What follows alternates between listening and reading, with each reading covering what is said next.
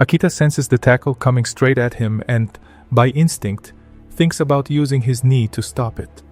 At that moment, he remembers Miyu's words, warning him that it was a bad idea. Throwing a knee against a takedown almost never works. Even if the strike connected, she explained, it would compromise his balance and make it easier for the opponent to achieve exactly what he wanted. Taking him to the ground, confused, the young man asks what he should do in that situation. Miyu replies that there was an option.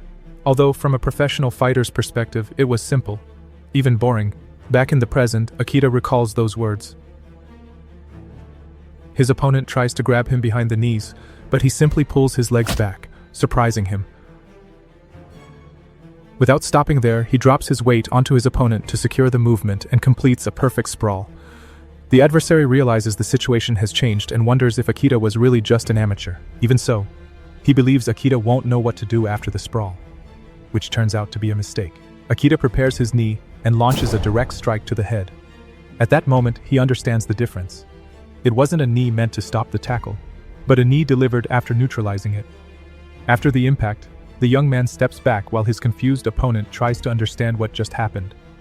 Soon after, blood begins to pour from his head. It is explained that the scalp cuts easily and bleeds heavily. Although Shinonomi did not suffer lethal damage, the amount of blood disorients him and drives him to attack in a rage. His wrestling techniques were genuine, and had he remained calm, he likely would have defeated Akita without much trouble. However, consumed by anger, he leaves openings that the young man freely exploits to counterattack.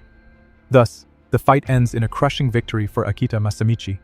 Normally, an amateur could not defeat an experienced fighter regardless of strategy, but due to the brutal training imposed by Rikudo and his constant real fights, even at the cost of his own body, he had begun to refine his violence.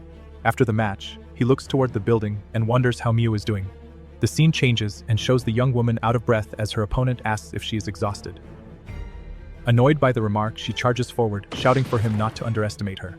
She attempts a tackle, but her opponent responds with a flawless sprawl. Surprised, she wonders why he has mastered that technique so well. The young man replies that his brother used to take him down constantly, and he learned to counter it out of pure frustration. However, Miyu begins pushing him forcefully until both crash against the wall. The young man, Shinonome Haru, is a Muay Thai practitioner, a style considered one of the strongest in stand-up combat, because it uses every weapon of the human body. And that ultimate weapon appears in an instant, the elbow. The strike lands directly on Miyu's head, knocking her unconscious. After the first attack, Miyu was struck again. Slightly hurt, she wonders what that was, and her opponent remarks that she's too tough since she won't go down. Still, he asks if it hurt, adding that she's starting to look a bit ugly. With a smile, the woman replies that he's being disrespectful to a lady, and that she'll teach him a lesson. It is then explained that Muay Thai possesses some of the most powerful striking techniques, while wrestling is known for its endurance in combat. In other words, it's a clash between shield and spear. Miyu reflects that she had been bluffing earlier, but now wonders how she's going to win. She knows her tackle will be stopped and that her strikes won't work, admitting to herself that the situation is difficult. She immediately slaps her cheeks and tells herself she has no other choice. She charges forward, considering grabbing and throwing him. She calculates that he will likely counter with an elbow or a knee, but she'll have to endure it. Her opponent comments that he can predict her movements and strikes her with a knee. In that moment, Miyu tells herself to hold on. But she is immediately hit with a kick to the shoulder, forcing her to create distance. However, she notices something. She states that the last move was clumsy. She questions the power behind that attack and realizes that, even though she defended, she still took damage. It is then explained that the mid-level kick in Muay Thai follows a different philosophy from other martial arts.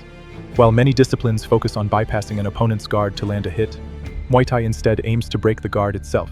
Faced with this dilemma, Miyu considers it dangerous to take another hit, as it could leave her arm broken.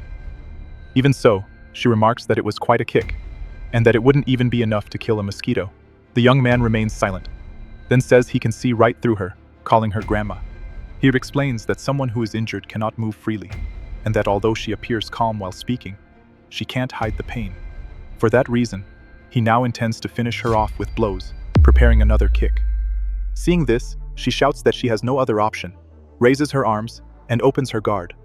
Her opponent notices immediately and wonders what she is trying to do. And so, she takes the hit. The young man laughs and says her ribs are probably broken. But then he notices something. Miu is smiling. She replies that it doesn't matter, leaving the boy visibly nervous. The fighter shouts that now it's her turn, and with a twist of her body, she grabs the young man's leg and executes a move that slams his head against the ground. The boy cries out in pain in his leg, left unable to continue. Then Miu declares that they tear each other apart every day, that she's used to injuries, and tells him not to underestimate fighters. ありがとうみんな。ありがとう。ありがとう。ありがとう。ありがとう。ありがとう。ありがとうね。